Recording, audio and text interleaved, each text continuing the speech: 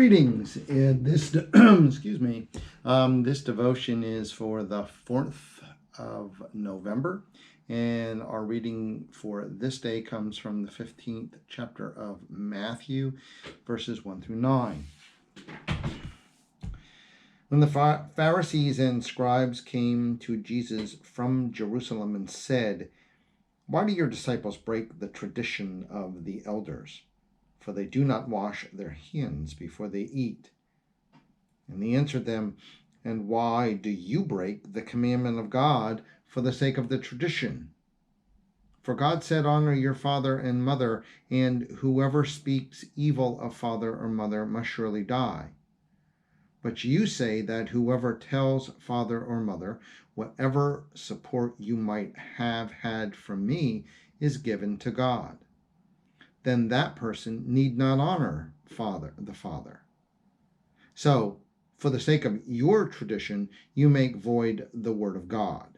You hypocrites. Isaiah prophesies rightly about you when he said, 'The people honors me with their lips, but their hearts are far from me. In vain do they worship me, teaching human precepts as doctrines.'" Okay. The words of Jesus, of course, are quite sharp, especially if you were the religious leaders. And in public, once again, really, Jesus questioned their logic. And it is important always to remember that he's questioning their logic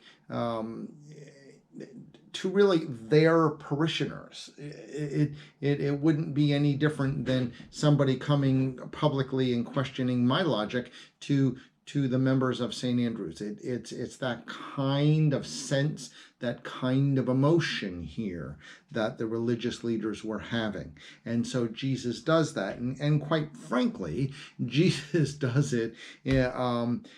His understanding, no surprise, of the faith journey is quite impeccable. In this particular case, Jesus challenges the words that need to be consistent with the actions. Right? There is absolutely no do as I say, not as I do. Things need to be consistent. And you can't take anything from the text and make it and twist it, anything from the scriptural text, to make it and twist it to be something that fits your needs. That's the sense here. For Jesus, in the end, if we hear Jesus' words, he calls us to live in love, to speak in love, and to act in love. Always in love. And if we do those things, then we are being consistent with what Jesus has to say and had to say to the religious leaders then and to us now. Of all the messages in the world, I think that we need now is that message of love, and that message of caring, and that message of reaching out to one another in ways that are loving. Say with me the words to Psalm 23. Hear what they say again, if you will, for the first time. The Lord is my shepherd. I shall not be in want. The Lord makes me lie down in green pastures and leads me beside still waters. You restore my soul, O Lord, and guide me along right pathways for your name's sake.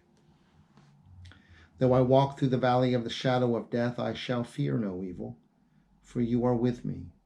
Your rod and your staff, they comfort me. You prepare a table before me in the presence of my enemies. You anoint my head with oil, and my cup is running over.